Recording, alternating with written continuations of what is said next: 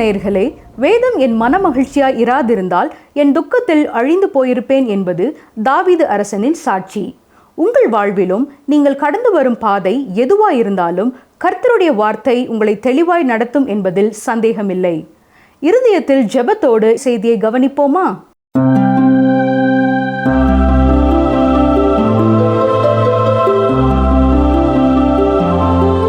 அன்பர்களே, இந்த நிகழ்ச்சிக்கும் உங்களை அன்போடு வரவேற்கிறோம். நாம் அப்போஸ்தலனாகிய பவுல் தெசலோனிக்கேயர் சபைக்கு எழுதிய நிருபத்தை கற்று வருகிறோம். இன்று 1 தெசலோனிக்கேயர் 4ஆம் அதிகாரம் 13ஆம் வசனத்தை சற்று விரிவாக கற்றுக்கொள்வோம். அதற்கு முகவுரையாக சில சத்தியங்களை முதலாவது பார்ப்போம். வேத புத்தகத்திலே தீர்க்கதரிசன பகுதிகள் என்று அழைக்கப்படும் பகுதிகளுக்குள் ஒரு முக்கியமான பகுதிக்குள்ளே வருகிறோம். இயேசு சீக்கிரமாக வரப்போகிறார் என்பதை பவுல் நினைவுபடுத்தி இருக்கிறார். இயேசு கிறிஸ்துவின் வருகை மிக சமீபம் என்று நாம் கூறும் பொழுது அது உடனே நடைபெறும் என்பது பொருள் அல்ல. அவர் சொல்லிய பின் 2000 வருடங்களுக்கு மேல் ஆகிவிட்டது. தேவனுடைய திட்டத்தில் அடுத்து நடக்க இருப்பது அவர் திருச்சபையை எடுத்துக்கொள்வதற்காக வருவது. வேகமாக செல்லும் ரயிலிலோ ஆகாய விமானத்திலோ நாம் பிரயாணம் செய்யும் பொழுது அடுத்ததாக அது நிற்கப் போகும் ஊர் அறிவிக்கப்படுகிறது. இந்த அறிவிப்பு கொடுக்கப்பட்ட உடனேயே எல்லாரும் பெட்டி படுக்கை எடுத்துக்கொண்டு வாசலறையை போய் நிற்பதில்லை. 2 மணி நேரங்கள் கழித்தோ அல்லது 4 மணி நேரங்கள் கழித்தோ கூட அந்த இடத்தை சென்றடையலாம். அதே போலத்தான் இயேசு சீக்கிரம் வரப்போகிறார் என்றால் தேவனுடைய திட்டத்தின்படி அடுத்து நடக்கப் போகிற மிக முக்கியமான நிகழ்ச்சி அவருடைய இரகசிய வருகை. அடுத்த ஊரில் ரயிலோ ஆகாய விமானமோ போய் நிற்பதற்கும் இயேசு கிறிஸ்துவின் வருகைக்கும் ஒரு வித்தியாசம் இருக்கிறது. ரயிலோ விமானமோ இத்தனை மணி நேரத்தில் இந்த குறிப்பிட்ட இடத்தில் போய் நிற்கும் என்று நாம் கூற முடியும். ஆனால் இயேசுவின் வருகை இந்த நேரத்தில் இருக்கும் என்பதை யாரும் கூற முடியாது. அடுத்து 5 மணி நேரத்திற்குள்ளும் அவர் வரலாம். அடுத்த 500 ஆண்டு தாண்டியும் அவர் வரலாம். நாம் அறிந்திருக்கும் ஒரு உண்மை, இயேசுவின் வருகை நிச்சயமாக அடுத்து இடம்பெறப் போகிற உலகளவிலான ஒரு முக்கியமான நிகழ்ச்சி. மட்டுமல்ல, பவுல் அப்போஸ்தலன் சொல்லும் பொழுது தங்கள் காலத்தில் கூட இயேசு மீண்டும் திரும்ப வர முடியும் என்பதை மக்களுக்கு உணர்த்தினார். இதற்காகத்தான் 1 தெசலோனிக்கேயர் 4ஆம் அதிகாரம் 15ஆம் வசனத்தில் இவ்வாறு சொல்லியிருக்கிறார். கர்த்தருடைய வார்த்தையை முன்னிட்டு நாங்கள் உங்களுக்கு சொல்லுகிறதாவது, கர்த்தருடைய வருகை மட்டும் உயிரோடு இருக்கும் நாம் நித்திரை அடைந்தவர்களுக்கு முந்திக் கொள்வதில்லை. இயேசு அவர்களது வாழ்நாளிலேயே வருவார் என்று கூட உறுதிப்பட சொல்லவில்லை. வரக்கூடும் என்பதைத்தான் அவர் அறிவித்தார். இந்த உண்மையை மனதிலே கொண்டவராகத்தான் தீத்துவுக்கு எழுதும் பொழுதும் தீத்து 2ஆம் அதிகாரம் 13ஆம் வசனத்திலே நாம் நம்பியிருக்கிற ஆனந்த பாக்கியத்திற்கும் மகாதேவனும் நமது இரட்சகருமாகிய இயேசு கிறிஸ்துவினுடைய மகிமையின் பிரசன்னமாகுதலுக்கும் எதிர்பார்த்து கொண்டிருக்கும்படி நமக்கு போதிக்கிறது என்று கூறினார். இயேசு சீக்கிரம் வரப்போகிறார் என்பதை குறித்து தனது கருத்தை வயதான காலத்தில் பவுல் மாற்றிக்கொண்டார் என்று குறை கூறுகிறவர்கள் உண்டு. நினைவை கொள்ளுங்கள், தெசலோனிக்கேயர் திருச்சபைக்கு அவர் எழுதிய கடிதம்தான் முதலாவது அவர் எழுதிய கடிதம். அப்படி என்றால் அப்போஸ்தலனாகிய பவுல் இந்த சத்தியத்தை எப்பொழுதாவது மாற்றி கூறியிருக்கிறாரா? இல்லை. அவர் பிலிப்பியருக்கு தனது கடிதத்தை எழுதும் பொழுது கூட அவர் வயது சென்றவராய் ரோமாபுரியிலே சிறையில் இருந்தார். அப்பொழுதும் அவர் சொன்ன காரியம் என்ன தெரியுமா? பிலிப்பியர் 3ஆம் அதிகாரம் 20ஆம் வசனத்தை பாருங்கள். நம்முடைய குடியிருப்போ பரலோகத்தில் இருக்கிறது, அங்கே இருந்து கர்த்தராகிய இயேசு கிறிஸ்து என்னும் இரட்சகர் வர எதிர்பார்த்து கொண்டிருக்கிறோம் என்றுதான் கூறினார். இயேசு கிறிஸ்துனுடைய இந்த வருகை திருச்சபைக்காக, திருச்சபையை எடுத்துக்கொள்வதற்காக அவர் வரும் வருகை என்பதை பவுல் தெளிவுபட கூறினார். இன்று சிலர் இயேசுவின் இரகசிய வருகை என்று எதுவுமே வேதத்தில் குறிப்பிடப்படவில்லை என்பார்கள். ஆனால் பிரியமானவர்களே, இந்த அதிகாரத்தின் 17ஆவது வசனத்திலே இந்த சத்தியத்தை நாம் தெளிவாய் பார்க்கலாம். கவனிங்கள், வாசிக்கிறேன். பின்பு உயிரோடு இருக்கும் நாமும் கர்த்தருக்கு எதிர்கொண்டு போக மேகங்கள் மேல் அவர்களோடு கூட ஆகாயத்தில் எடுத்துக்கொள்ளப்பட்டு இவ்விதமாய் எப்பொழுதும் கர்த்தருடனே கூட இருப்போம். எடுத்துக்கொள்ளப்பட்டு என்று சொல்லப்பட்டிருக்கிற வார்த்தைக்காக பயன்படுத்தப்பட்டிருக்கிற கிரேக்க வார்த்தை ஹர்பசோ. இதன் பொருள் அவசரமாக பிடித்தல் அல்லது இழுக்கப்படுதல் அல்லது தூக்குதல் அல்லது இடம்பெயர்தல். இங்கு வேதாமம் கூறும் சத்தியம் என்னவென்றால், உயிரோடு இருக்கும் விசுவாசிகளாகிய நாமும் மேகங்கள் மேல் எடுத்துக்கொள்ளப்பட்டு ஆகாயத்திலே கர்த்தரை சந்திப்போம். இதுதான் இயேசுவின் இரகசிய வருகை. இது திடீரென்று நடைபெறப் போகிற ஒரு காரியம். தேவனுடைய திட்டத்தின்படி அடுத்ததாக நடைபெறப் போகிற ஒரு காரியம். அது மட்டுமல்ல, இந்த பகுதி குறிப்பாக இரகசிய வருகை குறித்து சொல்லவில்லை. அப்போஸ்தலனாகிய பவுல் தெசலோனிக்க சபை மக்களிலே சிலருக்கு இருந்த சந்தேகத்திற்கான பதிலை கொடுக்கிறார். அவர்களுக்கு இருந்த சந்தேகம் என்ன? இயேசுவின் இரகசிய வருகை இப்பொழுது வரும் என்றால் இதற்கு முன் மரித்து போன விசுவாசிகளுடைய நிலைமை என்ன? இதுதான் அவர்கள் கேள்வி. இந்த குறிப்பிட்ட கேள்வி ஏன் தெசலோனிக்க மக்களுக்கு இத்தனை முக்கியமானதாக இருந்தது என்பதை நாம் புரிந்து கொள்ள வேண்டும். அதற்கு நாம் இந்த நிருபத்தின் பின்னணியத்தை சற்றே கவனமாக அறிந்து கொள்ள வேண்டும். அப்போஸ்தலனாகிய பவுல் தனது 2வது ஊழிய பிரயாணத்தில் தான் தெசலோனிக்க பட்டணம் சென்றார். 3 ஓய்வு நாட்களுக்கும் குறைவாகவே அவர் அங்கே தங்கியிருந்தார். இதை அப்போஸ்தலர் 17ஆம் அதிகாரத்திலே நாம் படிக்கலாம். எனவே 1 மாதத்திற்கும் குறைவாகத்தான் பவுல் அங்கே தங்கி ஊழியம் செய்திருக்கிறார். அந்த குறுகிய காலத்திலே மிக உன்னதமான பணியை அவர் நிறைவேற்றியிருக்கிறார். சுசேஷத்தை பிரசங்கித்தார், மக்களை மனம் திரும்ப செய்தார், அவர்களுக்காக ஒரு திருச்சபையை ஸ்தாபித்தார். மட்டுமல்ல, அந்த புதிய விசுவாசிகளுக்கு உன்னதமான கிறிஸ்தவ விசுவாசத்தின் முக்கியமான சத்தியங்கள் எல்லாவற்றையும் போதித்தார். இயேசுவின் இரகசிய வருகை குறித்தும் அவர் கற்றுக் கொடுத்தார். இன்றும் சில சபைகளிலே புதிய விசுவாசிகளுக்கு கிறிஸ்துவின் வருகை குறித்தெல்லாம் கூறுகிறதில்லை. அது முதிர்ச்சி பெற்ற கிறிஸ்தவர்களுக்கான சத்தியம் என்று சிலர் கூறுகிறார்கள். ஆனால் பவுல் குறுகிய காலம் தெசலோனிக்கே பட்டணத்தில் இருந்தாலும் அந்த புதிய விசுவாசிகளுக்கும் இரகசிய வருகை குறித்து பிரசங்கித்திருக்கிறார். அது மட்டுமல்ல, 2 தெசலோனிக்கேயர் நிருபத்தை நீங்கள் பார்ப்பீர்கள் என்றால் மகா உபத்திரவ காலத்தை குறித்தும் அவர் அவர்களுக்கு பிரசங்கித்தார். அந்தி கிறிஸ்துவை குறித்தும் அவர் கூறியிருக்கிறார். எனவே இயேசுவின் இரகசிய வருகை குறித்தோ அந்தி கிறிஸ்துவை குறித்தோ புதிய விசுவாசிகளுக்கு கற்றுக் கொடுக்கக்கூடாது என்று கூறுவது தவறான போதனையாகும். பவுல் தெசலோனிக்கே சபை மக்களுக்கு செய்தி அளித்த பொழுது இயேசு கிறிஸ்துடைய இரகசிய வருகை எந்த நேரத்திலும் இருக்கும், அதுதான் அடுத்து நடைபெறப் போகிற தேவனுடைய உலகளவிலான திட்டம் என்று கூறினார். பின்னர் அவர் பெரேயா சென்று அங்கே ஒரு திருச்சபையை நிறுவி சில காலம் அங்கே தங்கியிருந்தார். அதற்கு பின் அவர் கப்பல் ஏறி அத்தேனை பட்டணத்துக்கு சென்று விட்டார். அத்தேனை பட்டணத்திலே அவர் எவ்வளவு காலம் இருந்தார் என்பது நமக்கு தெரியவில்லை. தீமோத்தேயுவும் சீலாவும் தெசலோனிக்கே சபை மக்களை குறித்த செய்தியை கொண்டு வருவதற்காக காத்திருந்தார். அவர்கள் அங்கே வரவில்லை. எனவே அவர் கொரிந்து பட்டணத்துக்கு சென்றார். கொரிந்து பட்டணத்திலே அவர் சில காலம் தங்கியிருந்த பொழுது தீமோத்தேயும் சீலாவும் அங்கே வந்து சேர்ந்தார்கள். அப்பொழுது தெசலோனிக்கே சபை மக்கள் கேட்ட கேள்விகளோடு பவுல் அப்போஸ்தலனிடத்தில் அவர்கள் வந்தார்கள். எனவே பவுல் அவர்களுக்கு 1 தெசலோனிக்கேயர் நிருபத்தை எழுதி அவர்களை உற்சாகப்படுத்தி இயேசுவின் இரகசிய வருகை குறித்து அவர்கள் எழுப்பிய கேள்விகளுக்கு பதிலையும் கொடுத்தார். பவுல் அவர்களை விட்டு சென்ற பின் சில விசுவாசிகள் மரித்து போயிருந்தார்கள். அந்த விசுவாசிகளை குறித்து ஜீவனோடு இருந்த விசுவாசிகளுக்கு கேள்விக்குறி எழும்பியது. இயேசு திருச்சபையை எடுத்துக்கொள்ளும்படியாக நடுவானிலே வரும்பொழுது மரித்து போனவர்கள் விட்டுவிடப்படுவார்களோ என்று பயந்தார்கள். இந்த கேள்விக்கான பதிலைத்தான் பவுல் எழுதினார். பவுல் தெசலோனிக்கேயருக்கு ஏற்கனவே இயேசு கிறிஸ்துவின் இரகசிய வருகையை பற்றி போதித்திருந்ததினால்தான் அவர்கள் இந்த கேள்வியை கேட்டார்கள். இதே கேள்வி இன்றும் ஆயிரக்கணக்கான விசுவாசிகளுடைய உள்ளத்திலே இருக்கிறது. இயேசு கிறிஸ்து வருவார் என்று கூறினீர்கள், விசுவாசிகளாக எங்கள் முன்னோர் மரித்து போய்விட்டார்களே, அப்படி என்றால் இயேசு வரும்பொழுது அவர்கள் நிலை என்ன? எத்தனையோ கோடிக்கணக்கான விசுவாசிகள் மரித்து போய்விட்டார்கள். ஒரு சிலரே இப்பொழுது உயிரோடு இருக்கிறார்கள். அவர்கள் நிலைமை என்ன? பிரியமானவர்களே, ஆண்டவராய் இயேசு கிறிஸ்து சீக்கிரம் வரப்போகிறார். நீங்கள் இந்த நிகழ்ச்சியை கேட்டுக்கொண்டிருக்கும் பொழுது கூட அவர் வர முடியும். ஆனால் அதே நேரம் இயேசு கிறிஸ்து இந்த ஆண்டு, இந்த மாதம், இந்த தேதியிலே தான் வருவார் என்று குறிப்பிடுவது அறிவீனம். அவர் மீண்டும் இந்த உலகத்திற்கு வரப்போகும் நாளை குறித்தாவது நாளிகையை குறித்தாவது பிதாவை தவிர வேறு ஒருவருக்கும் தெரியாது என்று கூறியிருக்கிறார். 1 தெசலோனிக்கேயர் 4ஆம் அதிகாரம் 13ஆம் வசனத்தை பாருங்கள். அன்றியும் சகோதரரே, நித்திரை அடைந்தவர்களின் நிமித்தம் நீங்கள் நம்பிக்கையற்றவர்களான மற்றவர்களைப் போல துக்கித்து அறிவில்லாதிருக்க எனக்கு மனதில்லை.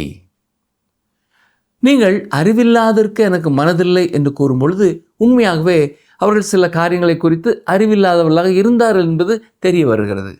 ஆனால் பவுல் அவர்களை பார்த்து உங்களுக்கு அறிவில்லை என்று மரியாதை குறைவாக சொல்லாமல் கண்ணியத்தோடு சொல்லுகிறார். சரீர பிரகாரமாய் மரித்து போனவர்களை குறித்து பவுல் இங்கே குறிப்பிட்டிருக்கிறார். மனிதனுடைய ஆத்மாவை குறித்து கூறவில்லை. ஏனென்றால் மனுஷனுடைய ஆத்மா மரிக்கிறதில்லை. சரீர மரணத்தை குறித்து சொல்லும் பொழுது நித்திரை என்று கூறப்பட்டிருக்கிறது. நித்திரை என்று சொல்லப்பட்டதற்கான காரணங்களை நாம் பார்ப்போம் என்றால், முதலாவது மரணத்துக்கும் நித்திரைக்கும் ஒரு ஒற்றுமை காணப்படுகிறது. தூங்கிக் கொண்டிருக்கிற ஒருவருடைய சரீரமும் மரித்து போன ஒருவருடைய சரீரமும் பார்ப்பதற்கு ஒன்று போலத்தான் காணப்படுகிறது. மரித்து போன சிலரை பார்த்து இவர்கள் மரித்து போனது போலவே தெரியவில்லையே, தூங்கிக் கொண்டிருப்பது போலதான் தெரிகிறது என்று கூறுவார்கள் இல்லையா? ஒரு விதத்தில் இது உண்மைதான். ஒரு விசுவாசி தூங்கிக் கொண்டுதான் இருக்கிறார். தூக்கம் அல்லது நித்திரை நிரந்தரமானது அல்ல. தூங்கிக் கொண்டிருக்கிறவர்கள் எழுந்து நடப்பார்கள், மரித்தோரும் உயிரோடு எழுந்திருப்பார்கள். இரண்டாவதாக, இங்கே நித்திரை அடைந்தவர்கள் என்று மொழிபெயர்க்கப்பட்டிருக்கிற வார்த்தைக்கு பயன்படுத்தப்பட்டிருக்கும் கிரேக்க வார்த்தை கெய்மாய் என்பதாகும். இதன் பொருள் படுத்திருப்பது. இதில் சுவாரஸ்யம் என்னவென்றால், உயிர்த்தெழுதல் என்ற வார்த்தைக்காக பயன்படுத்தப்படும் கிரேக்க வார்த்தை அனஸ்டாசிஸ். இதன் பொருள் எழுந்து நிற்பது. உயிர்த்தெழுதலில் சரீரம் மட்டும்தான் எழுந்து நிற்க முடியும். வேதத்தை பூரணமாக நம்பாத சிலர் உயிர்த்தெழும்பும் பொழுது ஆவிதான் உயிர்த்தெழும்புகிறது, சரீரம் அல்ல என்று சொல்கிறார்கள். C.S. லூயிஸ் என்பவர் அவர்களை பார்த்து, மரணத்தில் படுத்திருக்கும் பொழுது ஆவி எப்படி படுத்திருக்கிறது? உயிர்த்தெழுதலிலே ஆவி எழும்பும் பொழுது அது என்ன நிலையிலே உயிர்த்தெழும்புகிறது? ஆத்மா நித்திரையாக இருக்கிறது என்று நீங்கள் நம்புவீர்கள் என்றால் ஆத்மா எப்படி படுத்துவிட்டு எழுந்து நிற்கும் என்ற கேள்விகளை எழுப்புகிறார்.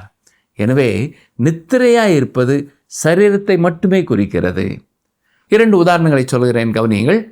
லூக்கா 22:45 அவர் ஜெபம் பண்ணி முடித்து எழுந்திருந்து தம்முடைய சீஷரிடத்தில் வந்து அவர்கள் தூக்கத்தினாலே நித்திரை பண்ணுகிறதை கண்டு என்று வாசிக்கிறோம்.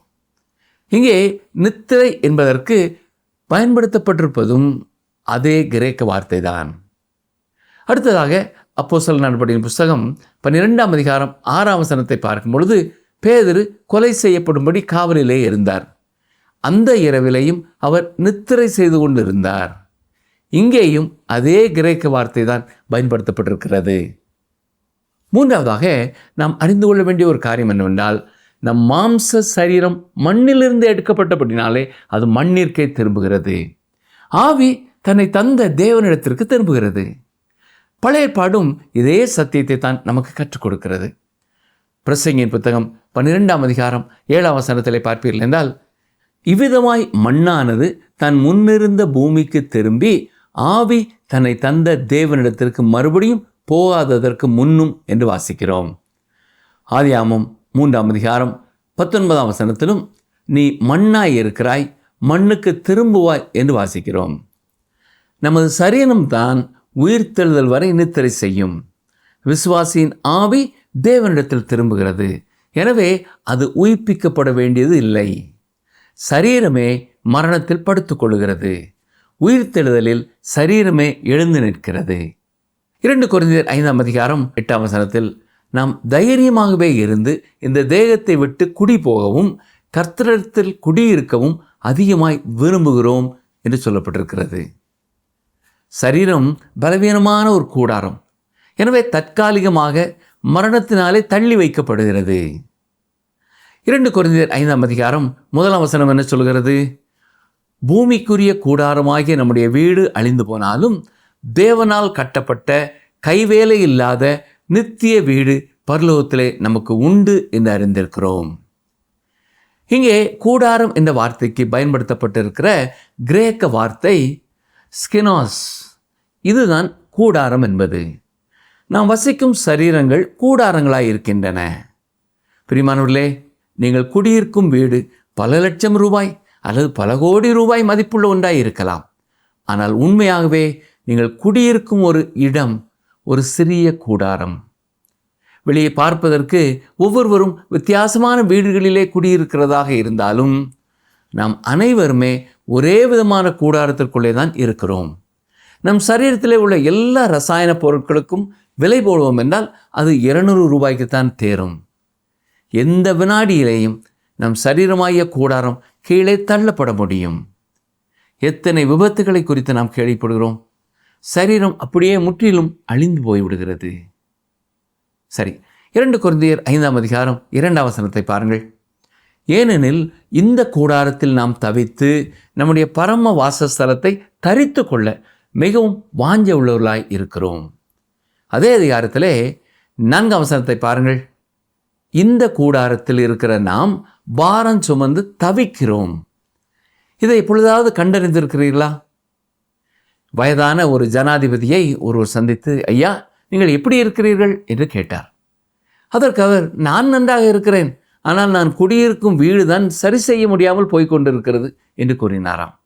ஆம் பிரியமானவர்களே, நாம் குடியிருக்கும் இந்த சரீரமாகிய கூடாரம் பலவீனமானதும் எளிதில் அழிந்து போகக்கூடியதுமாய் இருக்கிறது. நாம் இளைஞர்களாய் இருக்கும் பொழுது எவ்வளவு உயரமான கட்டிடங்களாக இருந்தாலும் சரி, 2 படிக்கட்டு 3 படிக்கட்டு என்று தாவி தாவி கடந்து சென்று விடுவோம். ஆனால் வயதாகும் பொழுது ஒவ்வொரு படிக்கட்டாக நின்று நின்று ஏறி இறங்க வேண்டியது இருக்கிறது. அப்பொழுது நம்மை அறியாமல் நாம் தவிக்கிறோம், முணங்குகிறோம். இதைத்தான் பவுல் நம்முடைய சரீரத்திலே பாரம் சுமந்து தவிக்கிறோம் என்று சொல்லுகிறார். மரித்த பின் சரீரம் கல்லறையில் வைக்கப்பட போகிறது. நம்முடைய ஆவி தேவனிடத்திற்கு செல்லுகிறது. 2 கொரிந்தியர் 5ஆம் அதிகாரம் 8ஆம் வசனத்தை பாருங்கள். நாம் தைரியமாகவே இருந்து இந்த தேகத்தை விட்டு குடி போகவும் கர்த்தரிடத்தில் குடியிருக்கவும் அதிகமாய் விரும்புகிறோம். இதைவிட அருமையான வேறு எந்த காரியத்தையும் நாம் சிந்திக்க முடியாது. நீங்கள் துக்க வீட்டிற்கு செல்வீர்கள் என்றால் அங்கே இறந்த உடலை காண்பீர்கள். அது ஒரு கூடாரம். அதை விட்டுவிட்டு அந்த மனிதர் சென்று விட்டார். மேலும் தானியேல் 12ஆம் அதிகாரம் 2ஆம் வசனத்தை பாருங்கள். பூமியின் தூளிலே நித்திரை பண்ணுகிறவர்களாகிய அநேகரில் சிலர் நித்திய ஜீவனுக்கும் சிலர் நித்திய நிந்தைக்கும் இகழ்ச்சிக்கும் விழித்து எழுந்திருப்பார்கள். பூமியின் தூளானது மீண்டும் பூமிக்கு திரும்புகிறது. அதுதான் நமது சரீரம். ஆனால் ஆவியோ தன்னை தந்த தேவனிடத்திற்கு திரும்புகிறது. ஆதி காலங்களிலே கிறிஸ்தவ விசுவாசிகள் தங்களுக்கு அருமையானவர்களை அடக்கம் செய்திருந்த இடத்திற்கு ஒரு அற்புதமான பெயரை வைத்திருந்தார்கள். அதுதான் கொய்மட்ரியன் என்பது. இதன் பொருள் என்னவென்றால் வழிப்போக்கருக்கான இளைப்பாறும் ஸ்தலம் அல்லது நித்திரை செய்யும் இடம். அந்த கிரேக்க வார்த்தையில் இருந்துதான் சிமெட்ரி என்ற ஆங்கில வார்த்தை உருவானது. ஆம் பிரியமானவர்களே, உங்களுக்கு நெருக்கமானவர்கள் மரிக்கும் பொழுது அப்படிப்பட்ட ஒரு இடத்திலே அவர்களை நீங்கள் அடக்கம் செய்கிறீர்கள். உங்களுக்கு அருமையான ஒருவர் இப்படிப்பட்ட ஒரு தங்கும் விடுதலை போய் தங்கும் பொழுது அதை குறித்து நீங்கள் அழுகிறதில்லை. அவர்களோடு கூட மகிழ்ச்சி அடைவீர்கள்.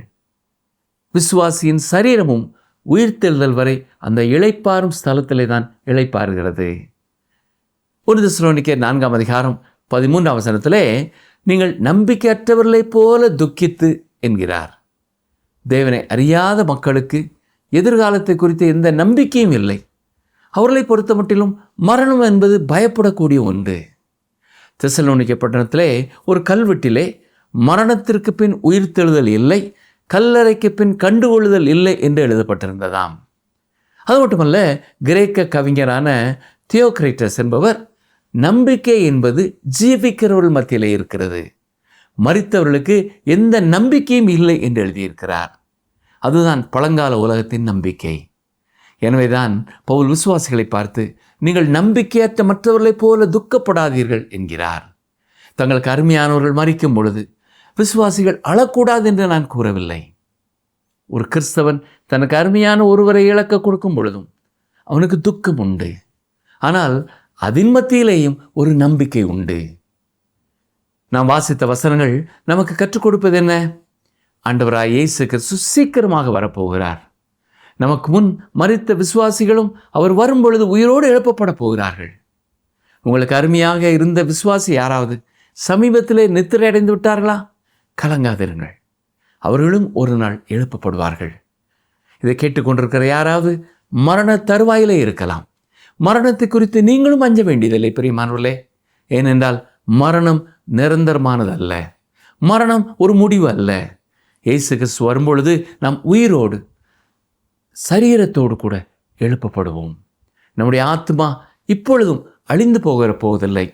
அது தன்னை தந்த தேவனிடத்திற்கு திரும்பி போகிறது. இந்த உலகத்திலே அவரை இரட்சகராக ஏற்றுக்கொண்ட ஒவ்வொருவரையும் அவர் ஒரு நாள் வந்து நடுவானத்திலே சந்தித்து சேர்த்து கொண்டு இந்த உலகத்தை விட்டு இமைப்பொழுதிலே எடுத்து செல்ல போகிறார். அவர் நம்மை எடுத்து செல்ல வேண்டும் என்றால் நாம் இந்த உலகத்தில் இருக்கும் நாட்களிலே அவரை இரட்சகராக ஏற்றுக்கொண்டு அவருக்கு கீழ்ப்படிந்து அனுதினமும் அவரை உண்மையாய் நாம் பின்பற்ற வேண்டும். அப்படிப்பட்ட கிருபையை கர்த்தர் தாமே நம் ஒவ்வொருவருக்கும் தருவாராக. ஆமென்.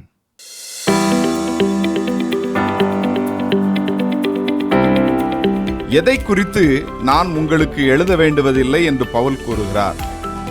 எதை குறித்து நான் உங்களுக்கு எழுத வேண்டுவதில்லை என்று பவுல் கூறுகிறார்? ஆப்ஷன் ஏ, சகோதர சிநேகம். ஆப்ஷன் பி, விசுவாசிகளின் ஐக்கியம். ஆப்ஷன் சி, குடும்ப ஐக்கியம். இன்றைய கேள்விக்கான சரியான பதிலை 9962032803 என்ற எண்ணிற்கு வாட்ஸ்அப் மூலம் அனுப்புங்கள்.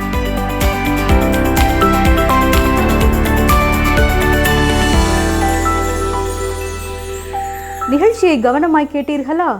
மரித்த இயேசு உயிரோடு எழுந்ததால் நாமும் எப்படி எழுந்திருப்போம்? மரணம் ஒரு முடிவல்ல என்பதை பற்றியும் கர்த்தருடைய வருகை குறித்த அநேக குறிப்புகளையும் கற்றுக்கொண்டோம். இந்த வார்த்தைகள் நம்மையும் கர்த்தருடைய வருகைக்கு ஆயத்தப்படுத்த வேண்டும். கர்த்தர் நம்மோடு பேசிய காரியங்களை குறித்து தொடர்ந்து நாம் அவரோடு பேசுவோம். அவர் என்ன சொல்லுகிறாரோ அதற்கு கீழ்ப்படிவோம். அடுத்த நிகழ்ச்சியில் சந்திக்கும் வரை கர்த்தருடைய கிருபை உங்களோடும் உங்கள் குடும்பத்தோடும் தங்கியிருப்பதாக. இந்த நிகழ்ச்சி உங்களுக்கு பிடிச்சிருக்கா? அப்ப இப்பவே மிஸ்டர் கால் கொடுங்க. பரிசு வெல்றது நீங்களாவும் இருக்கலாம்.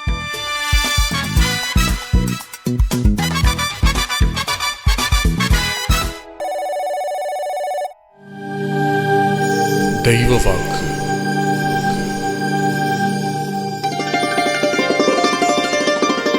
கர்த்தர் நல்லவர், இக்கட்டு நாளிலே அரணான கோட்டை, தம்மை நம்புகிறவர்களை அறிந்திருக்கிறார். நாகும் 1:7.